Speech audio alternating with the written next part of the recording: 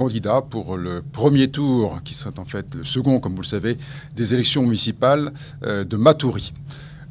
3 listes sont aujourd'hui en compétition, mais il y a eu un premier tour. Alors, le 15 mars dernier, et ce premier tour a vu en concurrence 5 listes.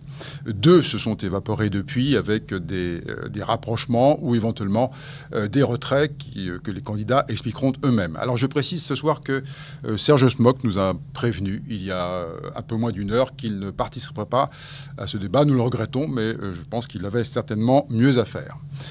Bien, nous recevons donc aujourd'hui donc les 3 prochains candidats pour le premier tour, éventuellement le second.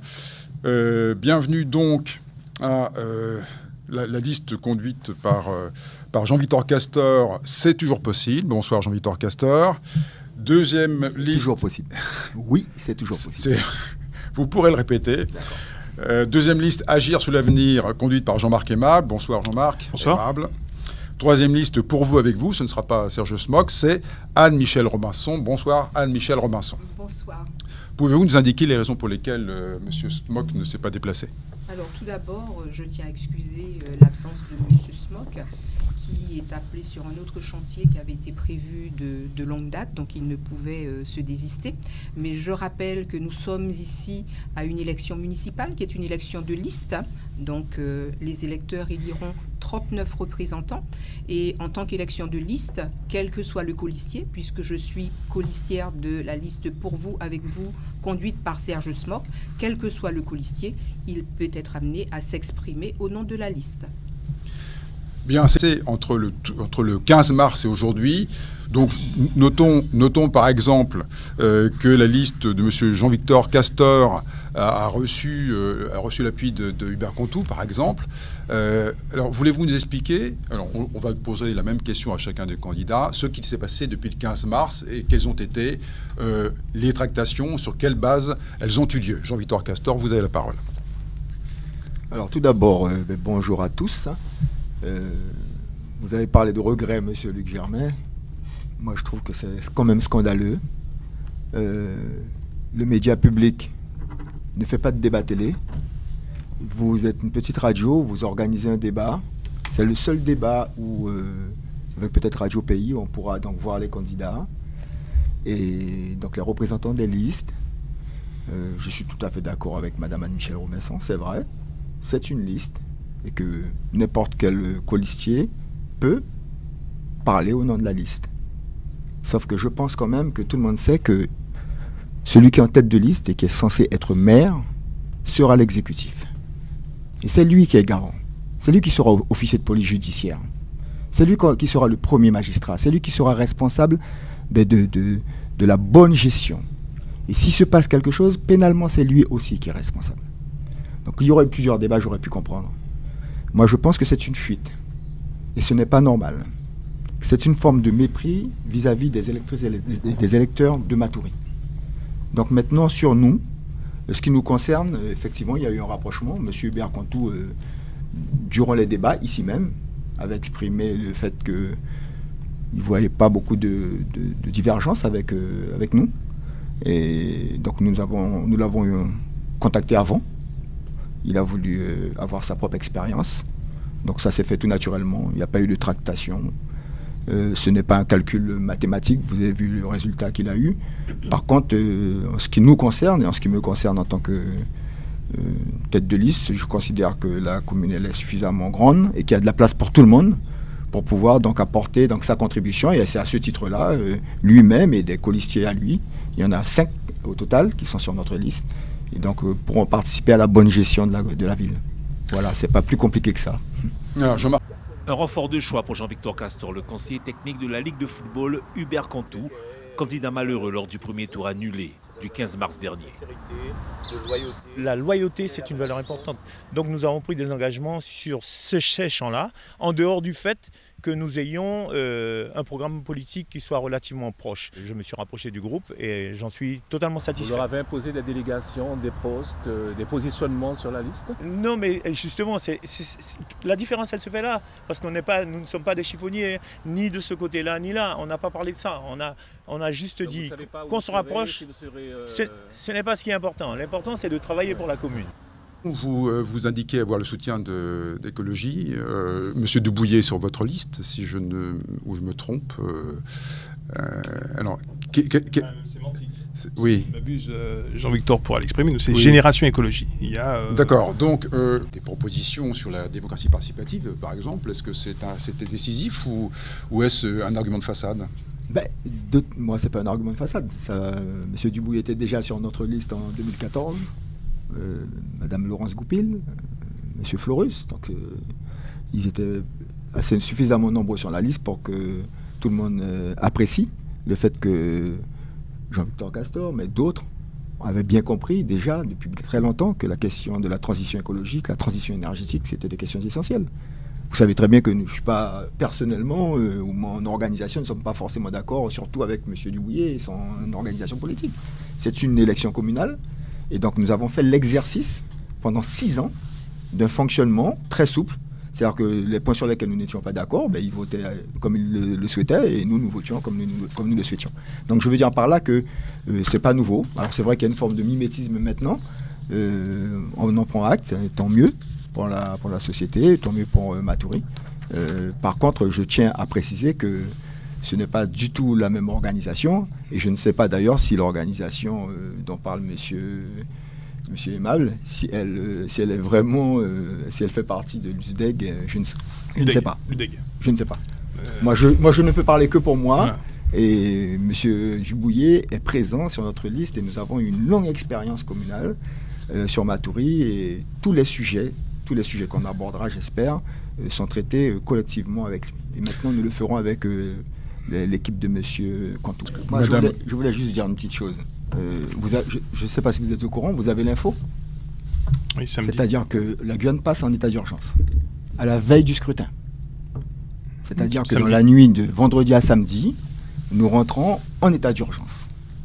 Donc on est dans la même absurdité du mois de mars, c'est-à-dire qu'on prend une mesure par rapport à une situation qui est précise en France, et on l'applique bêtement chez nous. Donc, moi, je m'interroge énormément à la veille du scrutin qu'on puisse appliquer cela, sachant que la fois dernière, partout, et y compris chez nous, à Matoury, eh bien, on a eu donc des taux d'abstention qui étaient largement plus importants que pour un scrutin identique aux autres périodes. Donc, on a un vrai problème. Moi, je ne sais pas à quoi s'amuse le gouvernement en ce moment. Nous sortir ça maintenant, c'est quand même suffisamment... on a de quoi s'interroger, quoi. Oui, vous avez noté que les municipalités ou les communes en France ont pris une certaine liberté quand même vis-à-vis des oukases du gouvernement. Alors bien sûr, ces prescriptions font autorité, mais néanmoins, il y a certaines communes qui n'ont pas accepté les mesures qu'elles ne jugeaient pas utiles. La tendance depuis plusieurs semaines en Guyane est quand même à une diminution du danger. Alors la Covid circule toujours, mais là, quand vous voyez les atermoiements ou les contradictions du gouvernement depuis 6 mois maintenant, puisque l'état d'urgence, normalement, c'est jusqu'au 31 octobre, qu'est-ce que ça vous inspire? Est-ce que vous avez pris la mesure de quelles étaient les limites de la gouvernance communale? Moi, je vous dirais que lorsque la crise de la Covid est apparue, effectivement, personne ne savait vraiment comment prendre ce phénomène. La pandémie, tout le monde ignorait ce qui allait se passer et c'était surtout la peur qui régnait. Nous avons pris le parti, avec l'équipe qui est avec Serge Smock, nous avons pris le parti d'aller au plus près de la population pour leur porter assistance, parce que subitement, nous fermions la porte de certains, nous leur disions, voilà, vous êtes confinés, aujourd'hui, vous ne pouvez plus travailler, et vous savez l'importance de l'économie souterraine. Donc ces gens-là, subitement, étaient privés de ressources. Il nous fallait intervenir vite, parce que nous avions une population qui souffrait. Ils n'avaient même pas de quoi acheter des masques pour se protéger, pas de quoi se protéger en termes de kits sanitaires. Et donc, nous avons pris le parti tout de suite d'intervenir et d'aller au plus près de la population avec tous les volontaires. Donc, ça a été ça notre action phare, c'est de nous mettre au service de la population sans attendre. Donc, nous nous sommes portés au-devant des Matouriens. Nous avons fait tous les quartiers, nous avons sillonné tous les quartiers, nous avons fait de la prévention, nous avons fait des maraudes d'information. Et cela nous prouve aujourd'hui que nous devons avoir une action sur la santé également. Car vous savez que la santé n'est pas une prérogative, n'est pas une compétence communale forte. Mais aujourd'hui, nous avons pris le parti, et dans notre programme, nous l'annonçons aux Matouriens, qu'effectivement, nous allons, de concert avec les professionnels de santé, mettre en place une politique de santé avec les partenaires, bien évidemment, intéressés. Jean-Marc Aimable, sur cette question, est-ce que vous avez aujourd'hui cette mesure de dire que le Covid est relativement sous contrôle, je parle de Matoury, sous contrôle à Matoury, et qu'en fait, les mesures que prend le gouvernement, de façon unilatérale et sur l'ensemble de Guyane, auraient dû être pondérées, ou en tout cas ajustées autrement. Quel est votre point de vue ? Moi, je vais rassurer les Matouriens et les Matouriennes. Aujourd'hui, effectivement, la pandémie est à un niveau extrêmement faible. Ce qui signifie que, au contraire, les abstentionnistes ont tout intérêt à venir voter et ne pas craindre, compte tenu de la réalité actuelle, la réalité sanitaire de Guyane, il faut qu'ils fassent leur devoir civique. Ça, c'est une chose. La deuxième chose, je voudrais quand même mettre un petit bémol sur les propos de Madame Robinson. Je vous rappelle que vos obligations, ce sont les obligations du maire. Si un maire ne s'était pas attelé à venir en aide à la population, sachant qu'il y avait une aide par ailleurs préfectorale, ça c'eût été grave. Tous les maires s'y sont attelés. Ils ont joué leur obligation, qui est la leur, de porter assistance à la population. Donc il n'y a rien d'exceptionnel. Il n'y a rien d'exceptionnel en la matière. Dieu merci, vous avez fait votre travail. Ça, c'est une chose. Attendez, laissez-moi juste terminer. Oui. Donc, et par ailleurs, le bras armé des collectivités étaient les centres d'action communale. Centres sociaux d'action communale. Tous les CCAS se sont prêtés au jeu. Je travaille dans une collectivité en matière de politique de la ville et notamment les quartiers difficiles. Nous avons travaillé systématiquement avec les CCAS et les collectivités ainsi que l'État, d'accord, qui ont créé des équipes de pilotage pour prêter assistance à la population. Par contre, ce qui est intéressant dans ce que vient de dire Madame Robinson, elle a parlé de la situation de l'informel en Guyane et notamment à Matoury. Mais il va falloir y remédier. Maintenant que la situation commence à rentrer dans l'ordre, quelle politique publique faut-il engager pour passer et réguler en quelque sorte l'informel pour devenir du formel ? Parce que ça, c'est une question prépondérante qui a un impact sociétal sur le fonctionnement d'une collectivité. Le travail au noir, le travail clandestin, les mules, et ainsi de suite. Aujourd'hui, il faut un vrai programme d'activité sanitaire, combler d'autres dispositifs, mais il est essentiel aujourd'hui de se poser les vraies questions en la matière. Jean-Victor Castor, j'aimerais que vous complétiez votre question sur le Covid. On ne va pas s'éterniser, bien sûr, mais vous avez émis un point de vue sur la politique du gouvernement, mais vous ne nous avez pas donné votre position. Vous, êtes-vous partisan d'une autre politique que celle qui est impulsée par le gouvernement ? S'agissant du Covid, donc des dispositifs à mettre en place pour garantir le maintien, si vous voulez voir la baisse du Covid, la circulation du Covid dans votre commune et éventuellement la Guyane, êtes-vous pour cette ligne dure du gouvernement ou pensez-vous qu'il faut l'aménager ? De toute façon, moi je dirais une première chose. On peut toujours essayer de régler, de s'attacher aux effets. Manifestement, en Guyane, on nous a confinés quand il ne fallait pas le faire. Et moi j'aurais aimé, à ce moment-là, entendre le maire de Matoury s'exprimer fortement pour dire que c'est quelque chose d'anormal. Deuxièmement, on nous a déconfinés à un moment donné où il ne fallait pas le faire non plus. Donc, tout se fait à l'envers. Et c'est le vrai problème, c'est quoi ? C'est tout simplement que tout ce qui se fait et qui se décide à Paris est forcément inadapté. Et on est dans ce cas d'espèce à nouveau, puisqu'on nous remet en situation d'état d'urgence, avec certainement des arrêtés préfectoraux qui sortiront, où on va encore modifier les couvre-feux. Oui, alors vous considérez que les dispositions prises par le préfet ne correspondent pas à celles de l'État ou pas ? Mais on essaie de nous vendre le fait que c'est la Guyane qui donne l'exemple aujourd'hui à la France. Il faut Voilà, il ne faut pas nous prendre pour des imbéciles, quoi. Il faut être très sérieux dans ce qu'on fait. Les frontières ont été laissées ouvertes. Tout le monde le sait. Le pont entre le Brésil et la Guyane est resté ouvert pendant plusieurs semaines, alors qu'il fallait le fermer. Les avions arrivaient, tout le monde l'a vu, pas de contrôle. Donc manifestement, on a laissé circuler le virus en Guyane. Et ça, c'est très grave. Moi, ce que j'ai fait, à ce moment-là, je suis intervenu avec d'autres. Nous avons saisi le tribunal administratif et nous avons obligé, d'une certaine façon, la directrice, enfin la préfète de la santé, le préfet lui-même, à faire un mémoire en défense. Et ce mémoire en défense, il est éloquent parce que ces personnes ont menti. Ces personnes, dans le mémoire en défense, disaient qu'il y aurait eu 70 lits en réa, qu'on aurait eu tous les réactifs, qu'on aurait pu faire des tests du dépistage. Et on a vu que les semaines qui ont suivi, une fois que le virus on était en flèche, on montait en flèche, on a vu que finalement, tous ces dispositifs-là, y compris les masques, on n'avait rien. Alors c'est vrai que c'était aussi le cas en France, mais pour vous montrer jusqu'où ils sont allés, c'est-à-dire qu'ils ont menti au niveau donc, des instances juridiques pour pouvoir, donc on a été déboutés, mais c'est pas grave. Et ce que je veux dire par là, c'est que nos hommes politiques, ils doivent intervenir au sein de leur commune, avec les compétences communales, au sein de la communauté d'agglo, d'accord. Mais on intervient aussi au niveau de la Guyane, parce que le virus, il ne s'arrête pas à Matoury. Le virus, il circule partout. Donc, il faut vraiment prendre les mesures au niveau où on doit les prendre. Et même si on n'a pas la compétence, le maire lui-même, il doit intervenir. Tout le monde a vu ce qui s'est passé quand les ministres sont arrivés sous le carbet de la préfecture. Nos élus, dont le maire de Matoury, qui sont venus se lamenter avec aucune position forte vis-à-vis de l'État. Et ça, moi, ça me désole. Parce qu'on est revenu 20 ans, je ne sais pas moi, est-ce que vous imaginez nos grands hommes politiques de l'époque avoir cette posture-là? Non, mais on a vu le président de l'Association des maires faire consensus comme autour de lui sur des positions qui n'étaient pas en rapport avec celle de l'État. Je suis désolé, monsieur Germain, n'essayez pas de défendre l'indéfendable. Beaucoup d'élus ont eu une position qui était une position de capitulation, et ce n'est pas normal. Alors, ces propositions, puisque nous avons commencé à les mettre en œuvre déjà.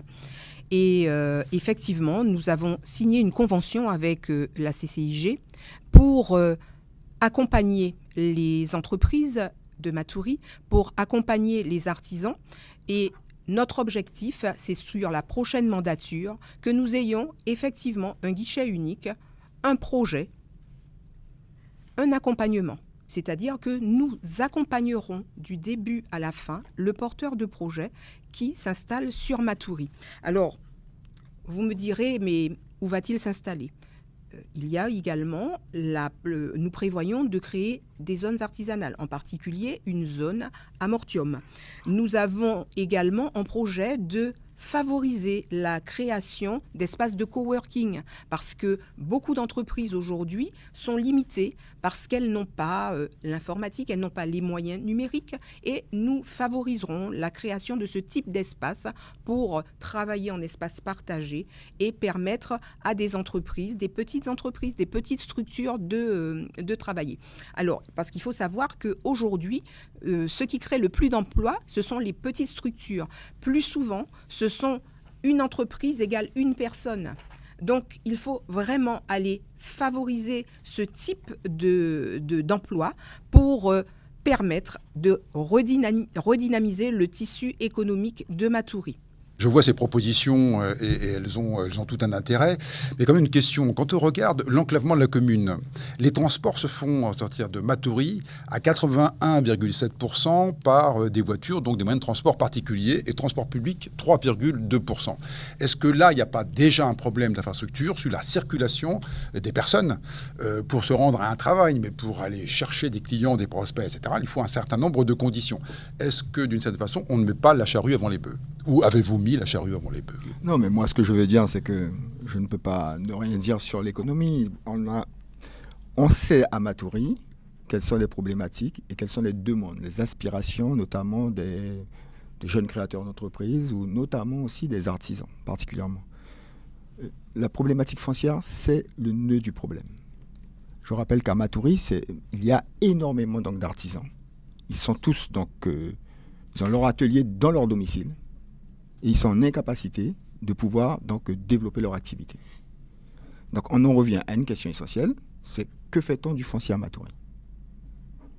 On en revient donc à quel projet on a d'aménagement du territoire, comment on détermine les zones pour justement bien flécher donc, les activités qu'on souhaite développer. En ce qui nous concerne, on souhaite développer par exemple l'agriculture, notamment la production maraîchère dans la zone sud. On souhaite développer donc, tout ce qui concerne les hautes technologies, le haut niveau de service au niveau donc, de la zone nord.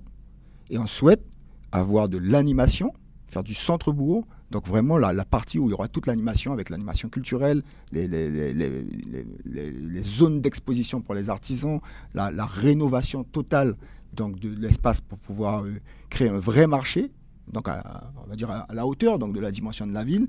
Et tout ça, ce sont on va dire, des aménagements qui vont créer donc la possibilité de se dire mais précisément comment on va faire notre réseau routier. Notre réseau routier, parce que aujourd'hui, ce qui se passe, c'est qu'on a plein de propositions qui relèvent donc d'autres institutions. On parle donc de la compétence économique. Cette compétence économique, y compris le tourisme, ce sont des compétences qui ont été transférées à la CACL. Et donc du coup, je suis tout à fait d'accord parce que je le pense, j'en suis convaincu, il faut que la municipalité garde quand même un peu la main. Mais cependant, dans le cadre légal aujourd'hui, on ne peut pas dire aux électrices et aux électeurs que cette compétence-là, qu'elle est une compétence communale. Ce n'est pas une compétence communale.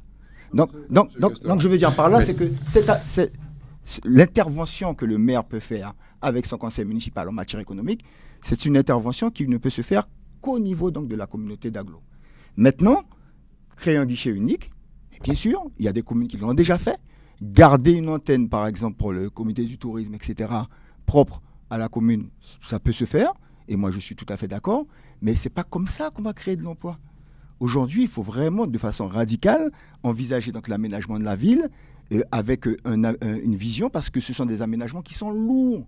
On est obligé de faire des études d'hydraulicité pour les questions d'assainissement. On ne va pas faire des routes pour faire des routes sans traiter ces questions-là au préalable. L'assainissement, c'est la première pierre qu'on doit traiter. Ce sont les premières études qu'on doit faire. Puisque sinon, on va tout défaire pour pouvoir ensuite traiter les questions d'assainissement. Donc je veux dire par là que vouloir traiter les questions de façon cloisonnée, c'est une faute. En tous les cas, nous, au niveau de notre liste, ce n'est pas ce qu'on veut faire.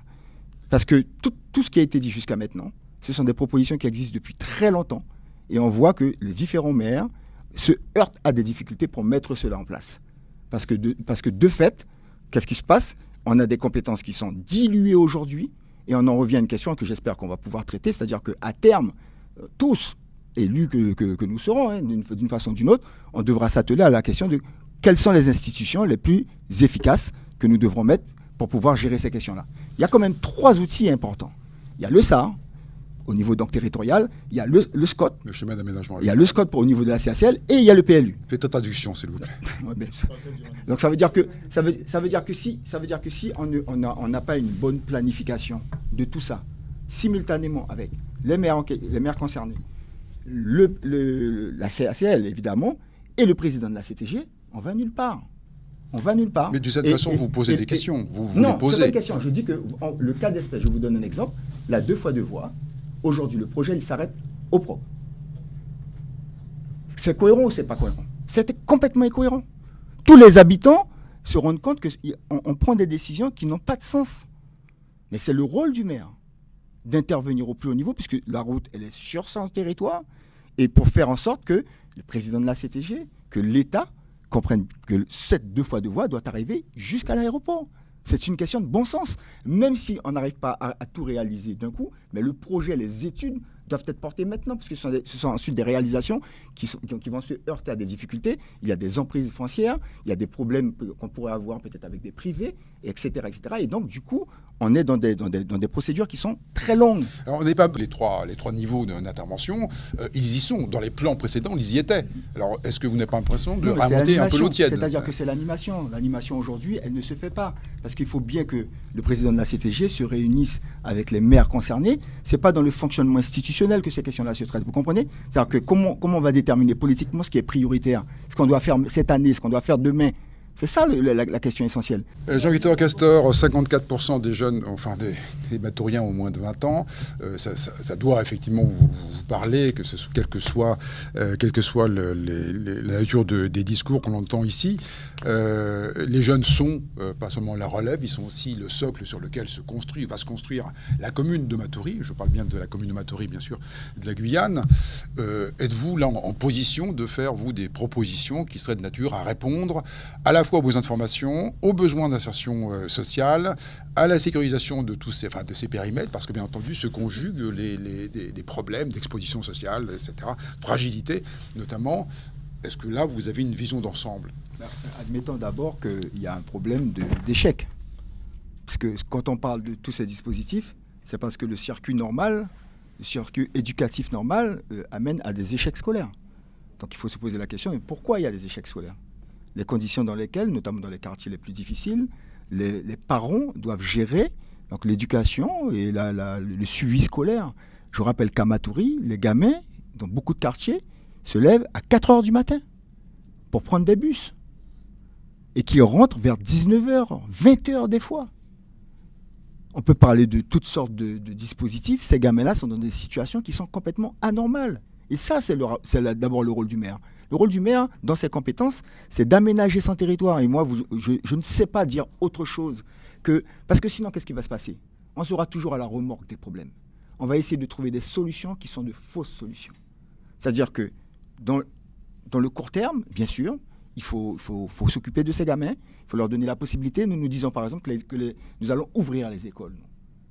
Nous allons ouvrir les écoles le soir, comme ça se passe au Suriname, au Brésil, pour lutter contre l'illettrisme, pour lutter contre l'analphabétisme. Il y a plein d'enseignants, il y a plein de personnes qui sont déjà disposées, sous forme soit de vacation, soit à titre complètement bénévole, pour pouvoir donc apprendre à lire, apprendre à écrire, apprendre à calculer à toutes ces personnes. Un parent qui est bien dans sa peau, ou des parents qui sont bien dans leur peau, eh bien, ils sont plus à l'aise pour pouvoir s'occuper de leurs enfants. Un projet formel que vous bien sûr, nous avons déjà discuté avec des enseignants pour ça. Ce que je veux dire par là aussi, c'est que l'ouverture des écoles, c'est une chose, mais résoudre les problèmes de transport, c'est résoudre aussi le problème de la réussite scolaire des gamins. Vous comprenez ? Faire en sorte qu'on puisse effectivement mettre les écoles au plus près donc, des zones habitées. Parce qu'il y a des déséquilibres à Matoury. C'est ça aussi. Donc, dans le schéma global que l'on doit élaborer, il faut absolument que toutes les zones qui sont désertiques, on va dire en matière d'équipement public, il faut traiter ces questions-là. Parce que c'est en traitant ces questions-là qu'on va s'attaquer à la source. Alors, c'est vrai que on va dire que la compétence de l'éducation nationale, le programme scolaire, etc., ce ne sont pas des compétences, on va dire, de la municipalité. Mais ceci dit, tout ce qui nous concerne, nous, en tant que responsables, assumons-le déjà. Parallèlement, donc, les programmes de formation, la formation, ce n'est pas une compétence non plus donc, de la collectivité. Mais ce sont les associations qui font ce boulot-là. Et il y a beaucoup d'associations qui sont avec des bénévoles qui font déjà un travail énorme. Mais là, qui doit accompagner et qui peut accompagner les associations ? C'est la municipalité. Donc, on en revient à des questions budgétaires parce qu'on va se dire, mais comment on traite ça ? Eh bien, il faut diminuer de façon très sérieuse la gabegie financière. Tout ce qui est gabegie, vous savez, il faut arrêter ça. Tout ce qui est fêtes et cérémonies, il faut arrêter ça. Parce que quand vous avez un compte administratif, vous avez donc les lignes fêtes et cérémonies qui augmentent de 1100%, il y a de quoi s'inquiéter dans la ville. Il y a autre chose à faire, de plus important. Et nous, c'est ce que nous disons. C'est-à-dire que nous allons traiter les problèmes sociaux parce qu'à Matoury, il y a beaucoup de problèmes sociaux dans les quartiers. Je vais vous donner un exemple. Je vais vous donner. Mais de toute façon, vous êtes co-gestionnaire. Je ne suis pas co-gestionnaire. Allez-y. Vous êtes membre du conseil municipal. Oui, je ne suis pas co-gestionnaire. Non, mais ce n'est pas la même chose. Je ne suis pas dans l'exécutif. Je ne suis ni l'exécutif ni dans la majorité. Je veux simplement dire une chose. Quand vous allez dans les quartiers aujourd'hui à Matoury et que vous voyez ce qui se passe en termes de déchets, aujourd'hui, il y a des rats partout. C'est un problème sanitaire. Vous croyez qu'on peut, de façon raisonnable, penser à traiter des questions qui sont des questions donc, de vie, de quotidien des gens, quand on laisse se développer ce genre de fléau-là? Je voulais simplement, sur la question des transports, par exemple, m'étonner de ce que les élus n'aient pas poussé de hauts cris en disant, mais était-ce une priorité de réaliser le transport en site propre de Cayenne, alors que vous évoquez l'enclavement de la commune de Matoury? C'est une opération colossale, plus de 50 millions d'euros. Pourquoi? Alors là aussi, est-ce qu'il n'y a pas un problème de priorité? Vous êtes, la commune de Matoury fait partie de la CACL, il me semble. Est-ce que là aussi, il n'y a pas lieu, il n'y a pas lieu de notre mobilisation, notre choix? On ne peut pas laisser les familles dans ces situations. Un moyen. Okay, moi, je voulais quand même rétablir un certain nombre de choses. On ne peut pas faire n'importe quoi avec le budget d'une collectivité. Donc les lignes budgétaires, quand elles ont un libellé, on le respecte. D'accord? C'est la raison pour laquelle d'ailleurs nous avons saisi le préfet pour des irrégularités donc, sur la gestion de la municipalité de Matoury. Donc nous avons une première réponse où il précise que de toutes les façons, sur le budget donc, de 2019, donc, la commune est en situation de redressement, qu'il donc, va saisir, comme le prévoit la loi, donc, la Chambre régionale des comptes, et que par ailleurs, sur les irrégularités que nous avons relevées, que ces services donc, sont saisis de l'affaire et qu'il se réserve le droit effectivement de lui-même saisir le tribunal administratif. Donc ça, c'est une première chose. Sur des irrégularités, c'est-à-dire qu'on a voté par exemple sur Matoury le compte administratif avant le compte de gestion, alors que c'est une obligation de faire le contraire. D'accord ? C'est qu'on ne peut pas faire voter quelqu'un qui a démissionné, d'accord, qui a écrit un courrier en disant je démissionne pour plusieurs années, d'accord ? Et donc, je pars pour plusieurs années et je démissionne de mon poste d'adjoint. Mais de toutes les façons, vous n'êtes pas là, le mandat il est terminé et on a fait, cette personne fournir une procuration. D'accord ? Et le vote a été partagé sur la base donc, de la voix prépondérante du maire. Donc ce sont des situations qui ne sont pas normales. Donc je vais mettre ça de côté pour arriver sur l'essentiel. On parle donc de tous ces dispositifs. Je suis désolé, on est quand même en 2020, on sait très bien qu'en Guyane, nous avons pléthore de jeunes qui ont des diplômes et qui sont à l'extérieur. Et qu'il s'agit de les faire revenir. Deuxièmement, quand on a des compétences dans une collectivité, on ne fait pas de chasse aux sorcières. Vous comprenez ? Quand vous avez une directrice des affaires financières dans une commune, qu'il a fallu, pour pouvoir la recruter, parce que son grade est trop élevé, demander au préfet une dérogation pour qu'elle puisse travailler à la ville de Matoury. C'est une Guyanaise. Ce n'est pas normal qu'on procède à du harcèlement jusqu'à la faire partir et quitter son pays.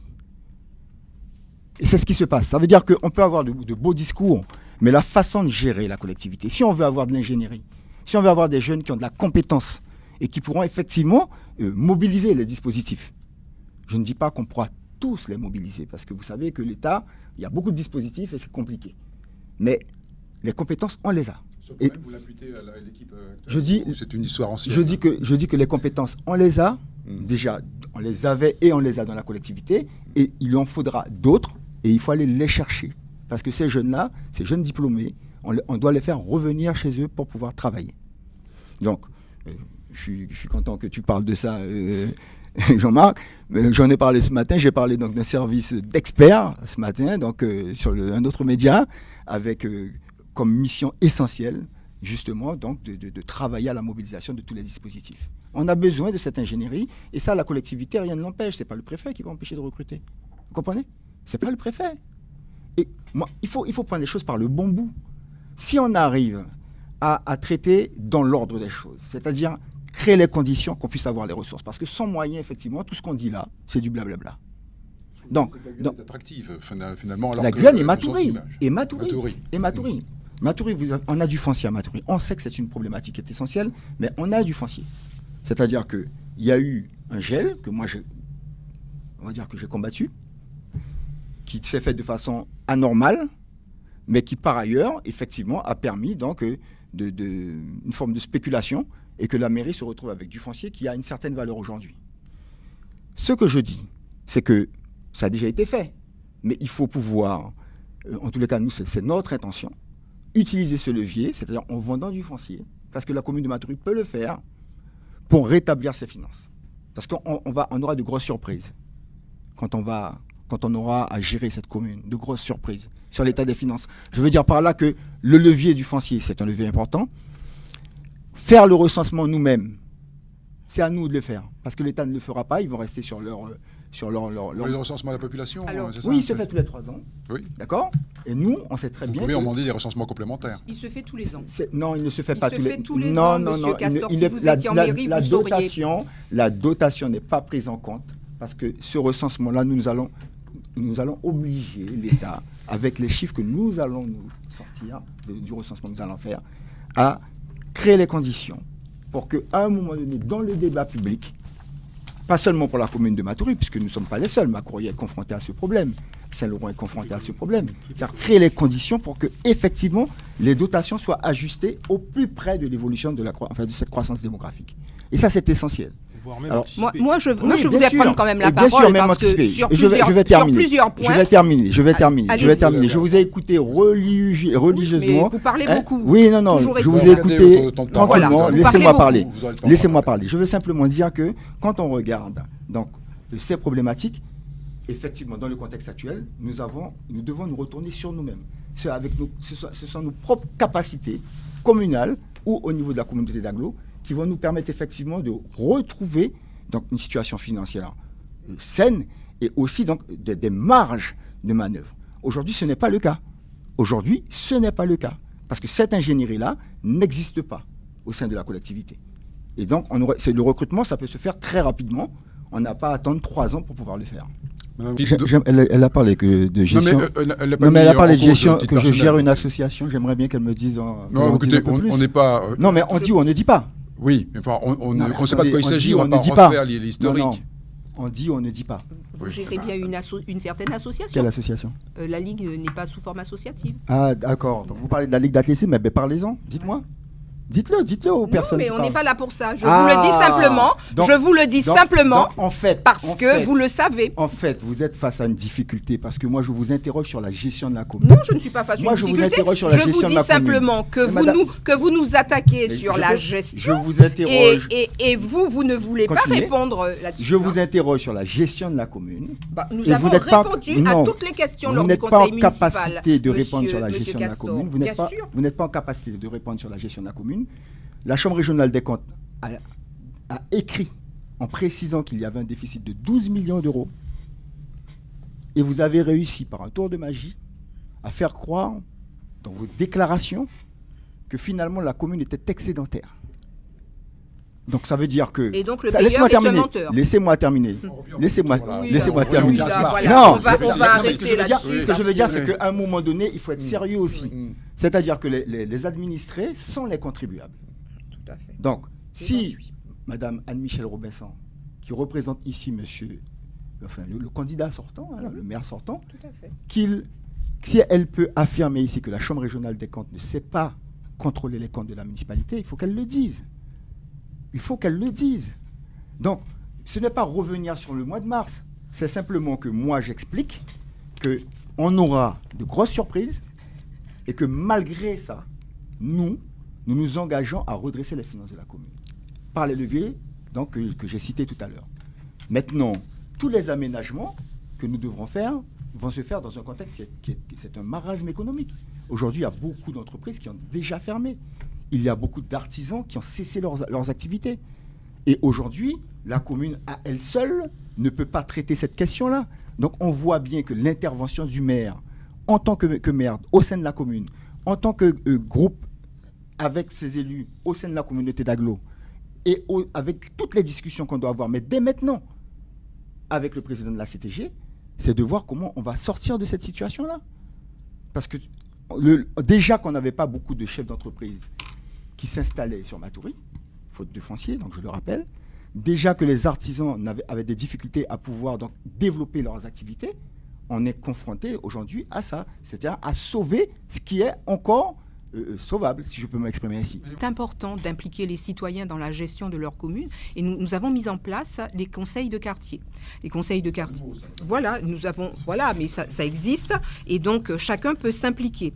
Nous avons également prévu, puisque sur Matoury, une délégation aux affaires autochtones pour davantage impliquer les communautés autochtones dans la vie de la cité, où ils étaient un petit peu excentrés à ce jour.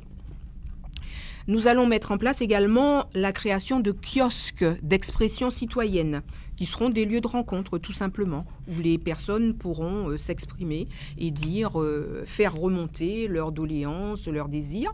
Et avec cela, ce sera dans cette équipe, un élu de la liste sera chargé d'un quartier ou des élus seront chargés de quartiers. Donc, ils feront remonter tout ce qui se passe dans ce quartier auprès des maires. Parce que très souvent, les habitants reprochent aux maires d'être trop éloignés de leur quotidien. Et donc, la solution, c'est qu'il y ait davantage d'implication des élus et qu'ils soient plus sur le terrain à l'écoute des habitants. Et heureux d'entendre Jean-Marc, je pense qu'il a bien compulsé notre programme de 2014 et celui de 2020. Tant mieux. Vous avez le même alors. Non, mais bon, moi je sais pas, en fait, je vais me répéter, puisqu'on le dit depuis 2014, on a parlé donc de la démocratie participative, nous sommes allés, donc des militants à nous, ils sont allés à Porto Alegre, quand il y a eu le forum panamazonien. Donc ce ne sont pas des choses qu'on a lues. On l'a vécu. Moi, je suis allé au forum panamazonien donc de Belém, et donc toutes ces expériences-là, elles sont intéressantes. Mais il faut dire les choses telles qu'elles sont, Jean-Marc. Tu sais très bien qu'on va se heurter aussi à la réglementation et aux lois qui ne sont pas adaptées. Ça, c'est une première chose. Secondo, sur le fait que, et tu as tout à fait raison, que l'on doit prendre ces initiatives-là. Moi, la gestion municipale va se faire de façon complètement différente et originale. Traiter avec les personnes dans les quartiers des priorités. Parce que justement, on ne saura pas tout faire. Leur dire, bon voilà, nous on a prévu un budget de temps pour ce quartier. On a prévu donc des parcs, on a prévu des équipements sportifs, on a prévu pas simplement des murs de maisons de quartier, mais des structures, avec de l'ingénierie dans ces structures, pour pouvoir donc effectivement faire sortir les talents. Parce que tous les gamins ont des talents, tous. Ceux qui ont pu aller loin à l'école et ceux qui sont un petit peu en dehors du circuit normal. Donc ce que je veux dire par là, c'est que avant tout ça, traitons les vrais problèmes. C'est-à-dire qu'un conseil municipal, tu l'as dit Jean-Marc, mais sauf que nous plaidons pour cela depuis 2001. Parce que tout le monde regarde la télé, on voit les conseils municipaux de la Martinique et de la Guadeloupe. Ça ne gêne personne qu'en Guyane, ça ne se passe pas. Alors c'est vrai, depuis quelque temps, on a la CTG, on a quelques communes qui traitent par Facebook Live et on voit les conseils. À Matoury, c'est interdit. C'est du huis clos. Et moi, j'aimerais que Mme Anne-Michel Robinson nous dise, est-ce que ce sera pour dans 3 ans? Parce que ça, Facebook Live, n'importe quel jeune, il le fait. Pourquoi à Matoury, on ne veut pas le faire? Et après, c'est facile de venir ici sur le studio, dans le plateau, là, et dire, Monsieur Castor est d'ici, Monsieur Castor est dit ça. Mais permettez aux citoyens de voir ce qui se passe dans les conseils municipaux, Mme Anne-Michel Robinson. Parce que ça ne coûte rien. Et le maire qui n'est pas présent, qui a fui le débat, il ne veut pas le faire. Parce qu'il sait très bien que venir débattre et que le débat contradictoire tel qu'il se passe dans le conseil municipal, ce n'est pas ce qu'il vient dire après. Ce n'est pas ce que vous venez dire ici. Donc, vous n'avez pas de transparence. Et on ne peut pas prétendre à faire de la démocratie participative si le minimum, comment on dit en créole, minimum vital, permet aux gens de voir ce qui se passe. Les documents, faire en sorte que ce soit disponible. Matoury est une ville qui, jusqu'à aujourd'hui, n'a pas de plateforme numérique. Elle n'a pas de plateforme. On en est toujours au format papier. On veut mettre les services efficients, avoir de la réactivité. Je parle pour le fonctionnement lui-même en intra, mais pour les relations avec les citoyens. Monsieur Emma parle de téléphone vert, etc. Mais aujourd'hui, on n'a même pas besoin de parler de téléphone vert. Si on a une plateforme numérique, il y a plein de documents administratifs qui pourraient et qui devraient être accessibles sur la base de cette plateforme. Mais pourquoi ça ne se fait pas? Il faut 3 ans pour pouvoir le réaliser. Donc il y a un vrai problème de volonté politique. Nous, l'offre politique que nous faisons, c'est celle-là. Ce n'est pas venir faire des catalogues et de dire des choses que nous avons déjà dit depuis très longtemps. C'est être en capacité de réaliser. C'est-à-dire que moi, si je dis que nous allons mettre de la transparence totale dans le fonctionnement de la collectivité, nous allons le faire. Nous allons le réaliser. Que les documents seront accessibles parce qu'il y aura une plateforme, nous allons le faire. Que nous allons mettre un service avec effectivement de l'expertise et de l'ingénierie pour aller chercher les dispositifs, nous allons le réaliser. que nous allons faire les études, sortir toutes les études qui existent déjà, pour le maillage des quartiers, pour les grandes routes qui doivent être réalisées sur la commune. Nous allons le réaliser parce que ces études existent déjà, M. Germain. Il s'agit tout simplement de les actualiser, de voir si c'est encore réalisable. Mais toutes ces études-là existent déjà. Mais on fait quoi ? À chaque fois aux élections, on va dire aux gens, on va promettre et on ne va pas le faire. Moi, c'est cet engagement-là. Je demande aux personnes qui nous écoutent de regarder mon parcours, le parcours des personnes qui sont avec moi et notre capacité à agir, notre capacité et notre détermination, sans faille. C'est ça le plus important. Parce que sans volonté politique, qu'est-ce qu'on fait ? On fait de la petite gestion et on raconte systématiquement aux gens qu'il faut accepter des choses au rabais dans ce pays. Ce que vous venez de votre liste, et vous avez le temps que vous souhaitez pour fin de conclusion, pas trop longtemps bien entendu. Non, mais je ne serai pas très long. Je veux simplement dire que aux citoyennes et aux citoyens donc, de Matoury, la liste oui c'est toujours possible. En 2014 c'était oui c'est possible. Vous avez déjoué, vous, les électeurs, les pronostics. On a vu des journalistes faire des tables rondes sur des médias et pronostiquer que le débat se ferait entre M. Roumillac et M. Smok. Donc, lors du scrutin du mois de mars, vous nous avez permis d'être deuxième et surtout de mettre en ballottage donc, le maire sortant. En ballottage, ça veut dire qu'il y a plus de personnes qui n'ont pas voté pour lui que de personnes qui ont voté pour lui. Et tout est possible. Ne vous dites pas n'écoutez pas les personnes qui vous disent oui, mais il y a un écart de voix important. Cette remontada, nous l'avons commencé depuis très longtemps, depuis des mois. Nous faisons donc un travail avec notre équipe de com, avec notre présence sur le terrain, pour faire en sorte que vous puissiez voter massivement dès le premier tour. C'est ce qu'on vous demande. Donnez-nous cette fois-ci la possibilité de vous démontrer comment nous pouvons faire de cette ville une ville exemplaire. Exemplaire dans tous les sens du terme, avec une capacité à aménager notre territoire. Parce que vous voyagez, vous avez Internet, vous voyez ce qui se passe dans d'autres territoires. Ils ont des routes, ils ont toutes sortes de choses. Ils ont effectivement la fibre. On lance des satellites ici, on veut nous faire croire que ce n'est pas possible. Croyez en vous et croyez en nous. Et nous allons réussir ce challenge. Merci.